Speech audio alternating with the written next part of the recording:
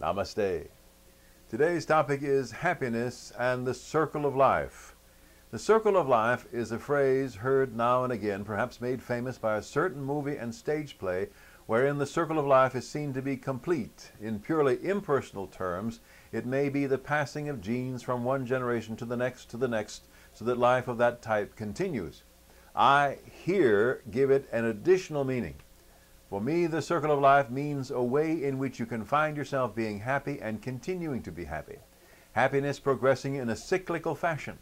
But that sounds, to my ear, to be very clinical. Let me try a more dynamic representation. Suppose you are a mighty flowing river flowing into the sea. Along the banks of the river, live thousands of people, many of whom make their living from the river. Many seek to please tourists who come to experience your flow, your powerful, clear flow, year after year. Some folks ply the river in tugs and barges carrying commerce up and down the indomitable waters. But not only humans call the river home or a living. Any number of species of birds, animals, and fish call the watery neighborhood home and a way of life. Finny creatures spawn yearly in the bright Adam's ale of your flow. Feathery creatures nest in the trees on your banks or fish beneath the surface for scaly creatures. So you, as a river, support life. To some you are life, for without you they could not exist and go on being. But how are you supported? What gives you the river life? You drain into the sea, and vapor from the sea evaporates into the air to form rain clouds and snow clouds at your headwaters, at the beginning of your life, many, many miles upstream. The rains come and the droplets gather to form tiny streamlets and then larger streams and small rivers until they all flow into you and make you new again. Snow falls in the winter near your watershed's beginnings. The snow melts in the spring and summer, filling your banks continually with fresh water. All this provides you with life anew, and you provide life anew for all the folks and creatures who live along your way. This process repeats itself with every new year and sometimes with each novice season. The circle of life bears on and on. The circle of life is complete in you, the river. Now so it is with happiness.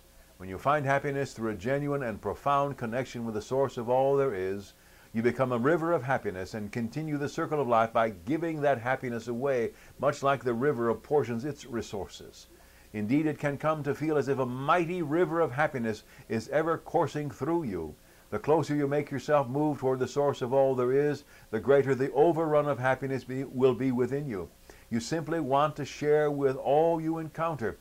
You are so full yourself of life-giving resources that you cannot help yourself in sharing your spiritual wealth.